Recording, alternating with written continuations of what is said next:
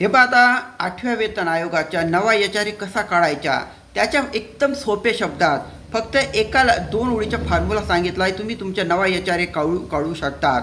कसा काढणार तुम्ही? हाऊस रेंट अलाउन्स पहा, नवा एच.आर.ए तुम्हाला 2 गोष्टींचे गुणाकार करावा लागेल. तुमच्या नवीन पगार आणि मल्टिप्लाय बाय एच.आर.ए पर्सेंटेज. हा एच.आर.ए पर्सेंटेज म्हणजे काय? तुम्ही कोणत्या शहरात राहतात त्याच्यावर हा एच.आर.ए पर्सेंटेज डिपेंड असतं. कोणत्या शहरात राहतात तुम्ही. आणि मग 3 टाईपचे शहर तिथे आहेत. एस क्लास शहरे म्हणजे ज्याची लोकसंख्या जास्त आहे, मुंबई दिल्ली पुण्यासारखी, त्याच्या पर्सेंटेज आहे 30%.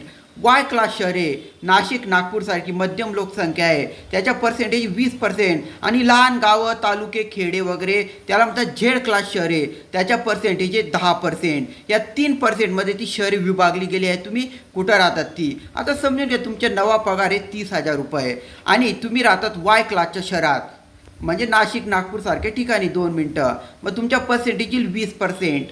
मग हे पहा नवा एच.आर.ए तुम्ही कसा काढणार? 30,000 गुणिले 20%. हे पहा इज इक्वल टू 6,000 रुपये. एकदम सोपी पद्धत. म्हणून नवा एच.आर.ए काढायचा असेल तर तुमच्या नवा पगार गुणिले तो पर्सेंटेज, तुम्ही कोणत्या शहरात राहतात तो पर्सेंटेज, मग तुम्हाला तुमचा पगार मिळेल. इथं पहा 6,000.